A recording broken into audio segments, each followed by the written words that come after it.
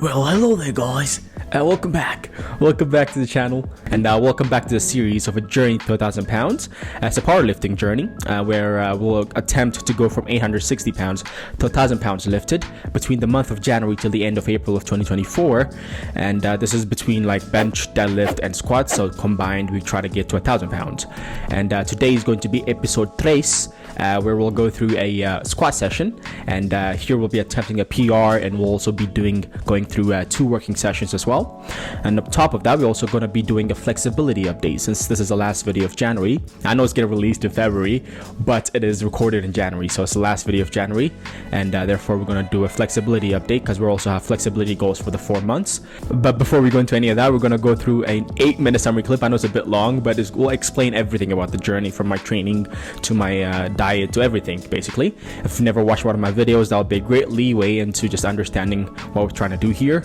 If you already watched it, you can skip it, and then we'll go through again a flexibility update, and then we'll go to the squat session and finish off the video. With all that being said, let's go into the summary clip. So yeah, I'll see you guys there. Okay, bye. So guys, look under the summary clip, and the summary clip will be discussing 2 major parts. The first part is discussing what's our goal. The second part is going to be how we're going to go about documenting this journey. So let's get into the first part, which is what's our goal. Well, first of all, I'm currently halfway through an 8-month bulking journey, which started in September and will end in April. And this is being done completely natural. It's just protein supplements, creatine, and vitamin supplements being taken. Since we're halfway through, I'm kind of tweaking and changing my main focus towards 2 things for the next 4 months, which is going to consist of powerlifting and flexibility. So I want to greatly improve in these 2 areas. So let's go ahead and specify our goals in these 2 areas. The first one is powerlifting. For powerlifting, I'm currently lifting 860 pounds combined between my 3 main lifts, which is squats, bench, and deadlift, with my bench being 225 pounds, my deadlift being 335 pounds, and squats being 280 pounds. And these are 1 rep max lifts, basically. And the goal by the end of the 4 months is to get to 1,000 pounds lifted between these 3 main lifts. So how are we going to get there? Well, to get there, we're going to break it down into 2 major aspects of any physical endeavor, which is going to be my training and my diet. So let's start with the diet. For the diet, I'll be eating at a caloric surplus for the next 4 months.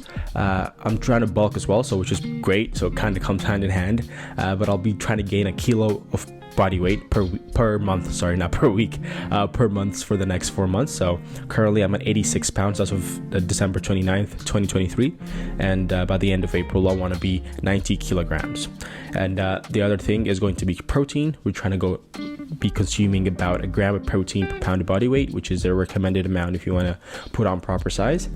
And we're also going to be consuming 5 grams of creatine every single day, and as well as taking some vitamin supplements, and of course making sure I sleep at least 8 hours every night to make sure I am recovered and the muscles getting built. So that's my diet. So in terms of my training plan, we'll be doing a push-pull leg split with the minimum rest period between these splits of 2 days with a maximum rest period of 4 days. So if I hit push on Monday, at the earliest I'll hit pull on Thursday, and at the latest I'll hit it on Saturday. The reason for this large amount of rest period is because of the training methodology that I follow of high intensity training, popularized by Arthur Jones and later on by great bodybuilders such as Mike Menser and Dorian Yates and Tom Platz and so on. And with this training methodology, we're going to try to do very, very low sets, 1 set or 2 sets at a maximum, and push each set to absolute failure as much as you can possibly do through the utilization of drop sets. And with this training methodology is going to take a lot of stress on the body, and especially on the central nervous system. Therefore, you're going to need proper and adequate amount of rest to make sure I'm properly recovered before my next training session. And that's why there's a large rest period between our splits, basically. And we'll always start each of our splits either push-pull legs with the compound exercises, compound free weight exercises, and then we'll move on to machine and isolation exercises. So for example, for push, I'm going to start with a bench press. So I'm going to do 2 to 3 sets of heavy bench press, and then I'll move on to machine and isolation workouts. and I'll just pop up a screenshot of my actual training exercises and routines and everything. And here is it for push, here is it for pull day, and then here it is for our legs. So that's gonna be our training routine and actual sets and reps we're gonna be doing in the gym. I usually don't count my reps, I just go, again, as I said, to failure, and whatever those reps are is what I hit for the day. But yeah, along with that, since we're trying to do powerlifting, we're going to focus on the three main aspects of improving powerlifting numbers. The first part is obviously going to be technique. So the technique for the squats, for the deadlifts, for the bench press is going to be very critical in terms of just improving the numbers without having to recruit more muscle or build more muscle. And then we'll do this through the recording of myself while I'm at the gym, and through me watching the recording and seeing my technique and my form, I can tweak it and improve it as I go along. So the second main aspect of powerlifting is going to be hypertrophy to improve the numbers. And as I said, this will be done through the principles of high intensity training plus progressive overload plus proper rest and nutrition.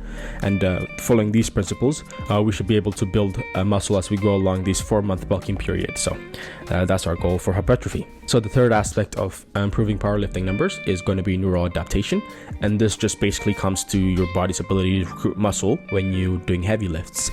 And the way to improve this is obviously just to do low rep, heavyweight exercises on the 3 main compound lifts, which I'm trying to improve on, and do them for 3 to 5 reps, as I said, with heavyweight, proper form.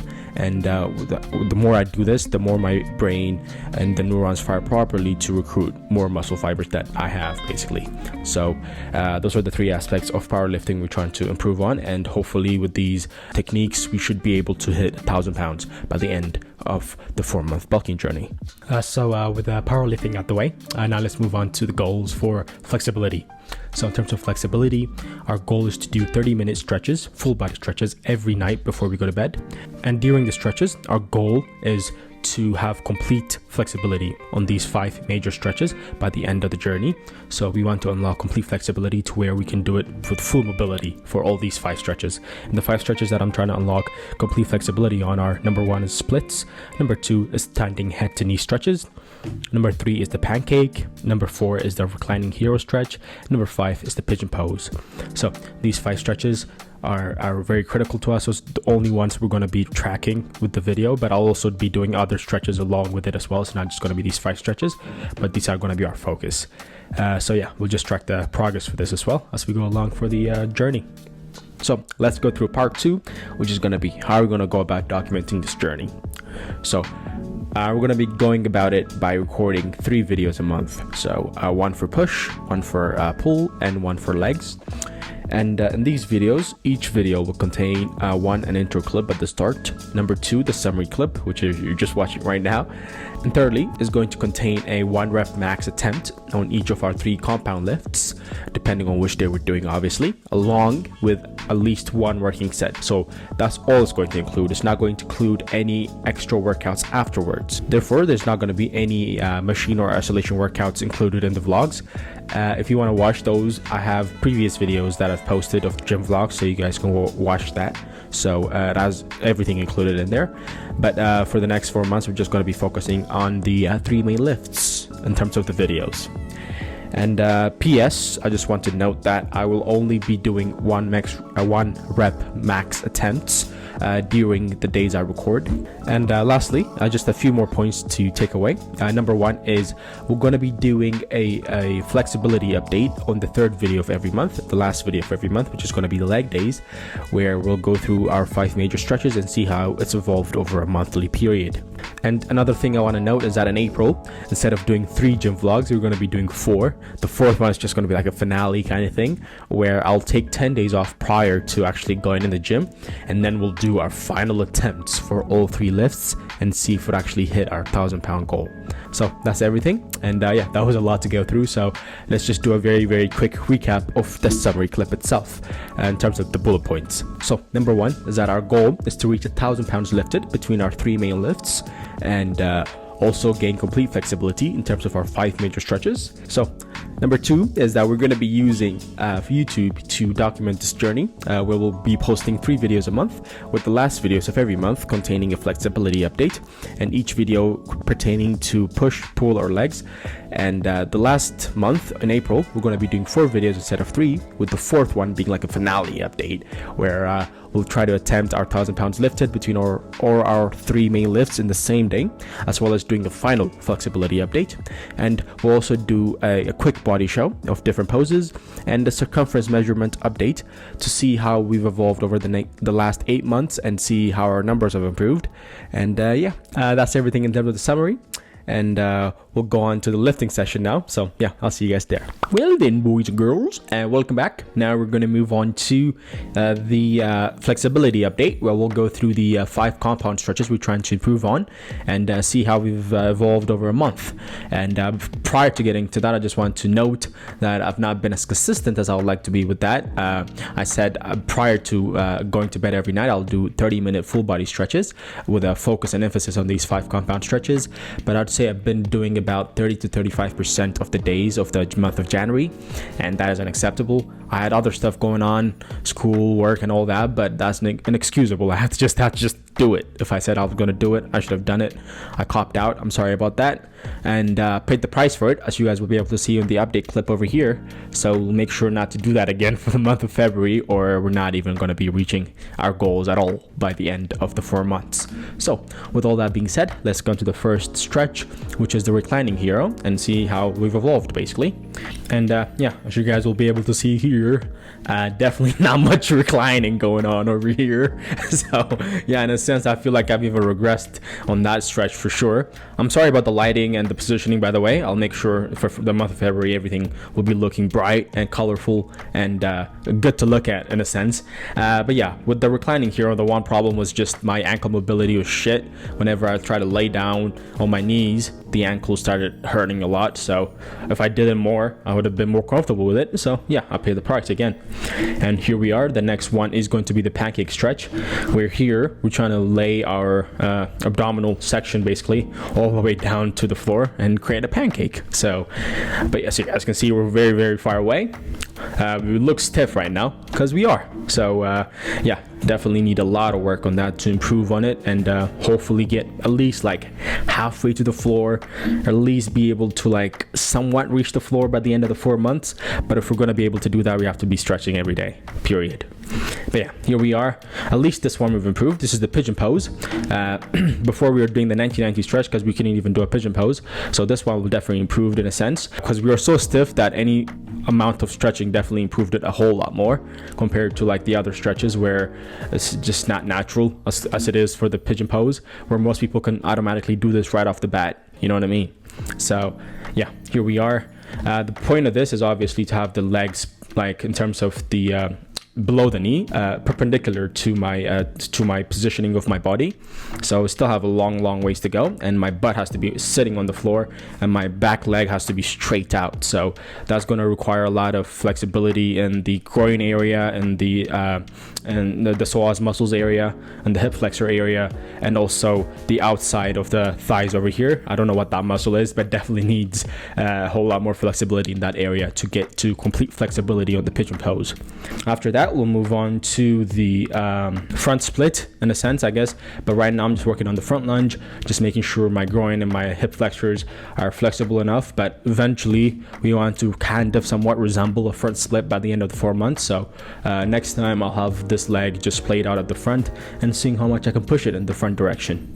But yeah, we're just going to do it on each leg. So right leg first, and then we're going to move on to the left leg. And now we'll move on to the head to knee stretch, where we're trying to obviously get our heads touching our knees while having our knees straight, or having our legs straight without bending them. So as you guys will be able to see here as well, we still have long ways to go. At least we can touch our toes, which is a positive, but still have a long ways to go, especially with my ligaments and my tendons. They get very stiff the second I completely straighten out my knees. So definitely need a lot of work in that area. And here we are with that done. Then we're going to move on to it's a split session. Yeah, okay. This is the one place where I actually made some good improvement, which I'm happy with also with the pigeon pose as well. These are the two stretches I've made some form of an improvement on, and as you guys will be able to see here, like, it's much better than last time. So if you guys go to episode 0 and watch my stretching session, you'll be able to see this is a good amount of improvement. It's not too, like, I could have done it in 2 weeks, this amount of improvement, but still an improvement, and I'm happy with that. So there's some positives always to take off any experience, and that's what the positives to take off from this. But definitely for the next month, especially for February, for example, I should be able to make a whole lot more progress than I did. And yeah, we'll be consistent with it and see where we get to. But with all that being said, now we'll move on to the squat session and have some fun, go for a PR attempt, do our working sessions, and really push it. All right? Okay. Peace out. I'll see you guys there. Well then, boys and girls, welcome back. And now we're going to move on to the squat session, where, like any other session, we're going to work our way up to a PR attempt, and then we're going to do 2 more working sets afterwards. So yeah, let's get into the warm-up sets all the way up to the PR. And yeah, with these warm-up sets, I always try to do 2 things. First of all, as try to warm up the muscles and get a good bit of blood flow going in the muscles. And secondly, I also want to perfect my form and technique prior to the PR attempt, especially in terms of bracing my core, getting my body used to bracing the core properly. So as you guys will be able to see, even on the low weights, I try to act like it's a heavy weight and really properly brace my core so I can explode up. That way I'm primed before the PR attempt itself. But at the same time, I don't want to get too close to the PR attempt in terms of like the weight when I warm up, but I want to get somewhat close. Like I want to be like in that 30-pound range where it's not too close to where it diminishes my maximal effort, but it's not too far away to where when I put the PR attempt on my back, it's going to feel like 1,000 pounds. So yeah. Now with all that being said, now we're going to move on to the 225 as you guys saw over there. And we're going to do one last warm-up set, which is going to be the 275 as you guys see over here. And our PR attempt is going to be a 300-pound attempt, so it's only like 25-pound away, so I'm cutting it really close in terms of how close it is to the PR attempt itself. But yeah, I'm putting on my belt for this one, and this is going to be like a telltale sign of if I can actually go for the PR attempt.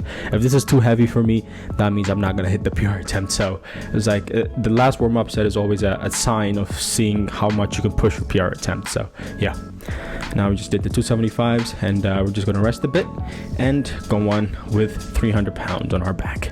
And this is going to be a 20-pound increase on our previous PR of 280. So yeah, we're going to try to attempt to lift 300 pounds basically, and get into the 300-pound club. And yeah, here we are. And here I'll take a bit of time every time before I go down, just to get my core brace in terms of like into the belt. So learning to like engulf as much air as possible and create that pressure and hold that pressure for a while and push it against the belt, so that I am prepared to create maximal abdominal pressure as I go down. And here we are, we go down, we did hit parallel to the knees and then up again. So that was actually fairly, it was not easy, but it came up fairly easily in a sense. If I go back, for sure, I think my form was, if I do say so myself, my form was exquisite. Like if you go back a bit here, you'll see, boom, all the way down. The bar path is a bit too forward for my liking. Maybe I can definitely work on that. Just bring my back a bit back. Bring the bar a bit back on my back so that it lines up with the mid foot basically, because I think it's a bit leaning to the front over here.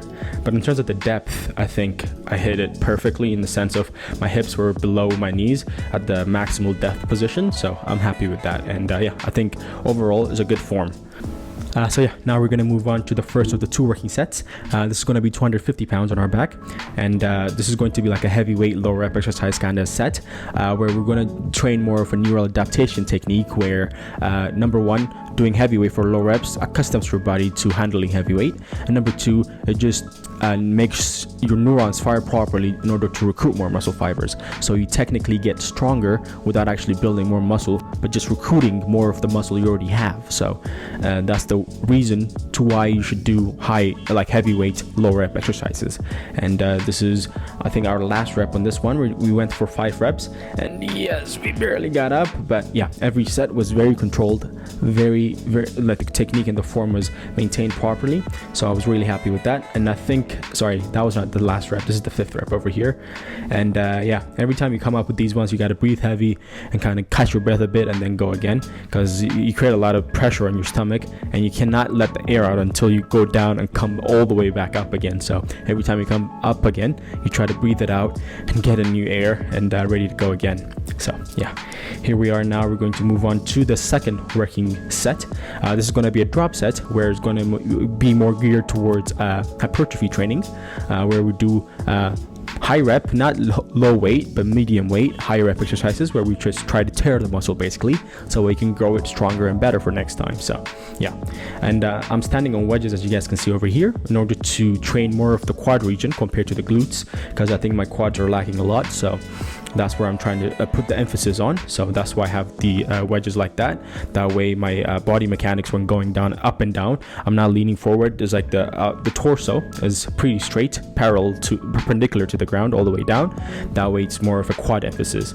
So yeah, here we are. And we took off the belt as well. I only try to wear the belts on very, very heavy weight exercises where it's like 3 to 5 reps or 1 rep max. Apart from that, I want to train my core stability muscles. And so yeah, I took them off and went for the 185s raw basically. Yeah, and here we go. We just keep pushing it, and we couldn't get this one back up again, but I'm just going to catch my breath. I knew that was because my abdominal pressure that I created was not sufficient enough, because when you wear the belt, it's very easy to create the pressure, but you're not. You got to really breathe in and really hold it tight the whole way down and the whole way up. And if you just let a little bit of air out, it could like throw you off balance and you can't lift the weight back up again. And that's, I think, what happened over there. But we took a second, we intaked more air, and then we came back up again. So I'm happy with myself for that. Now we're going to move on to the 135s. Just drop set it right away, take like 30-second rest between the two, and yeah, down we go. And the same thing with this, we'll just double speed it over here.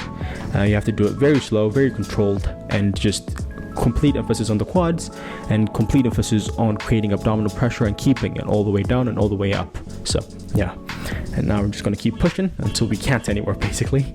And as you guys can see here, I think that's like my 4th set of the drop set of the 135s.